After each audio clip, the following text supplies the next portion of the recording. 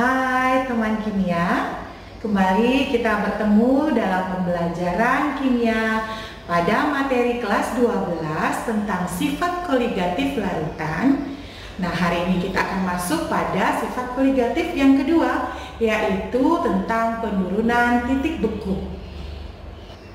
Nah, misalkan kita mempunyai dua buah gelas, di mana gelas pertama dan gelas kedua kita isi dengan air yang sama-sama beratnya 1 kilo, ya. Jadi gelas pertama 1 kilo, gelas kedua juga 1 kilo. Nah, tapi pada gelas kedua kita tambahkan misalnya gula, ya. Kita tambahkan glukosa sebanyak misalnya 10 mol, gitu ya. Nah, kedua gelas ini kita masukkan ke dalam lemari pendingin, ya, atau masukin dalam kulkas.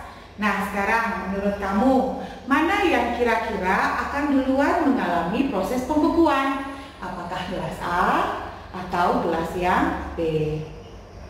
Pada saat gelas pertama atau gelas A tadi kita sebut, ya, itu dimasukkan ke dalam lemari pendingin atau kulkas, maka molekul-molekul air yang terdapat dalam gelas ini karena sejenis, maka dia akan segera menyatu dan membentuk molekul-molekul yang lebih padat yang disebut dengan es. Nah, sekarang bagaimana dengan gelas kedua atau gelas B?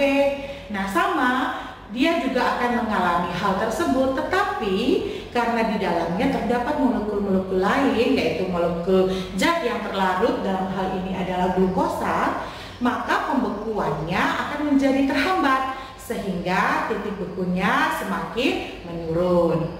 Nah, penurunan titik beku ini besarnya sama dengan titik beku pelarut murni kita kurangi dengan titik beku pada larutan, atau bisa kita tulis perubahan titik beku atau delta TF, ya, dari kata freeze kemarin kita udah jelaskan, itu sama dengan titik beku pelarut murni TF0 dikurangi titik beku larutan. Saya lebih suka di sini tulis larutan supaya kamu ingat bahwa ini titik beku larutan, tapi nggak ditulis pun sama, ya. Nah, apa hubungannya perubahan titik beku atau penurunan titik beku ini dengan konsentrasi?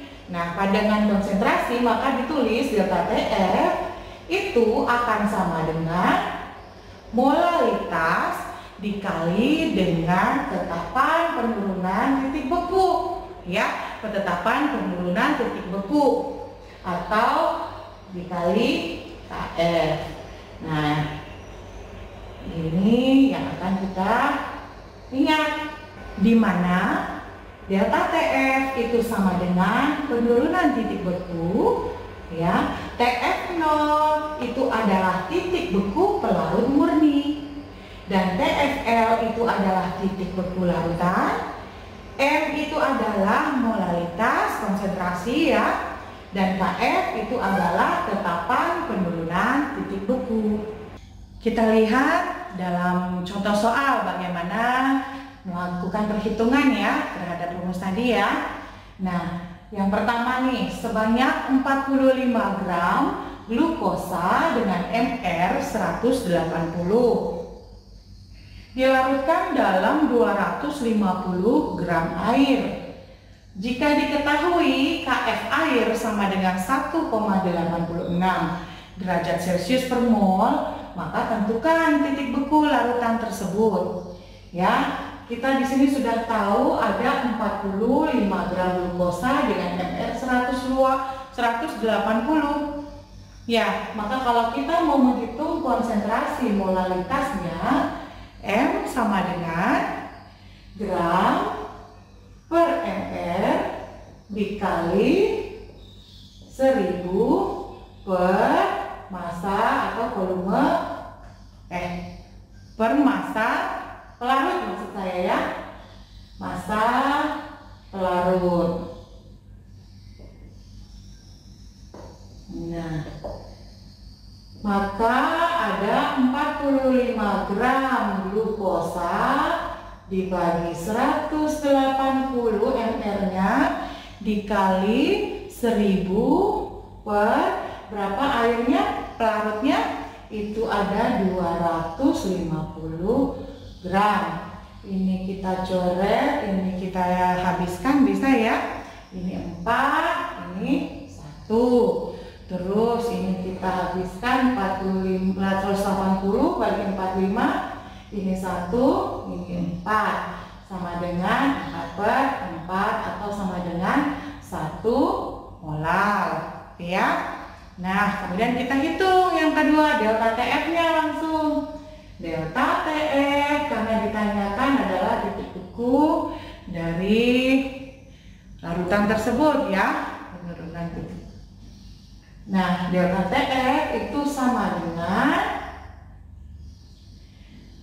molaritas dikali KF. Molaritasnya 1, KF-nya di sini sudah ada ya, 1,86. Maka sama dengan 1,86 derajat Celcius. Ini untuk perubahan atau penurunan titik beku. Nah, yang ditanya berapakah titik beku larutan? Yuk kita masukin lagi, tadi ada rumusnya bahwa delta TF itu sama dengan titik beku pelarut murni TF0 dikurang TF larutan. Nah, kalau di sini 1,86 sama dengan 0 dikurang berapa? TF larutan. Maka titik beku larutan sama dengan, ayo, 0 dikurang 1,86 sama dengan negatif 1,86 gitu ya, derajat Celcius. Nah, begitu cara mengerjakannya. Kita lanjutkan ke contoh soal yang berikut. Agar 100 kg air tidak membeku pada suhu minus 0,31 derajat Celcius, diketahui tetapan penurunan titik bekunya adalah 1,85 derajat Celcius per mol, maka ke dalam air tersebut harus dilarutkan NaCl sebanyak berapa gram? Nah, pertama kita lihat ini ada perbedaan contoh soal yang kedua dengan yang pertama. Kenapa? Karena di sini yang sedang kita bicarakan adalah NaCl. Nah, NaCl itu termasuk larutan elektrolit. Kalau dia termasuk dalam larutan elektrolit, maka ada siapa yang berpengaruh? Ya, ada yang namanya faktor Van Hoff. Nah, kita hitung dulu faktor Van Hoff-nya. I sama dengan 1 ditambah N kurang 1 dikali alfa. Ya, di soal tidak diketahui alfa NaCl, tapi karena dia ada termasuk garam, nah jadi diketahui juga ini garam yang berasal dari basa kuat ya, maka alfanya sama dengan 1 gitu ya, termasuk elektrolit kuat dia NaCl itu, maka sama dengan 1 ditambah NaCl ada berapa ion? Na plus tambah Cl min, jadi ada 2 buah ion ya, 2 kurang 1 dikali 1, maka hasilnya 1 tambah 1 sama dengan 2. Kita hitung dulu faktor Van Hoff-nya. Kemudian kita lihat lagi di sini. Tidak membeku pada suhu 0,31 itu adalah TF larutan. Maka berapa delta TF-nya? Delta TF sama dengan 0 dikurang min 0,31, maka sama dengan 0,31 derajat Celcius. Nah, tinggal kita masukkan ke dalam rumus.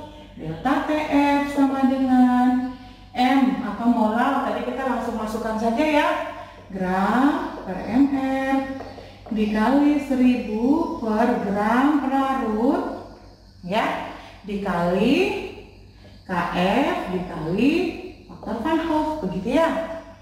Ini rumusnya kita masukin berapa gram? Yang ditanya NaCl-nya, jatuh larutnya, kita nggak tahu, kita tulis aja N gitu ya, atau massa per MR-nya NaCl berapa. Kamu bisa cari ya, MR-nya itu 58,5 ya. 58,5 dikali 1000 per berapa gram? 100 kilo. 100 kilo itu sama dengan 100.000 gram ya.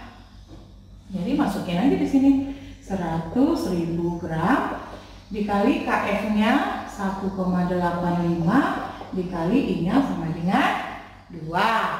Nah, hasilnya berapa? Delta TF-nya tadi berapa? 0,31. Nah, kalau sudah ini tinggal masukkan perhitungannya ya.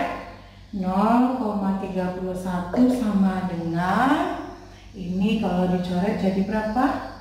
1 per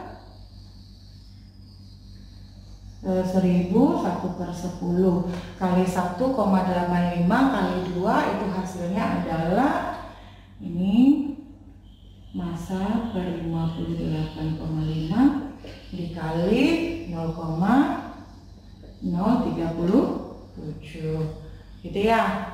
Maka massa pindahkan sini per 58,5 sama dengan, yuk ini tinggal kita bagaimana, 0,31 dibagi 0,037, jawabannya adalah 8,38. Nah, maka massa sama dengan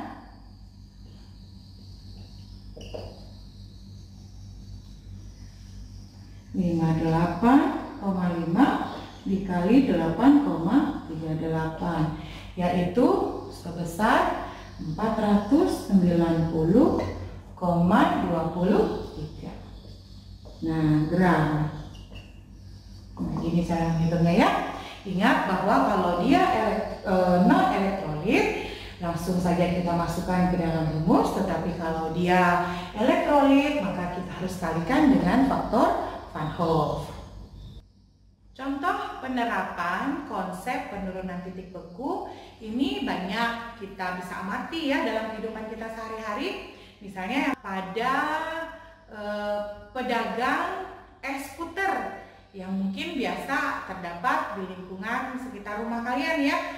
Nah, bagaimana supaya es yang dijual itu dapat tetap bertahan dingin, dan padahal kalau dipikir secara tradisional pasti pedagang itu tidak mempunyai kulkas yang besar.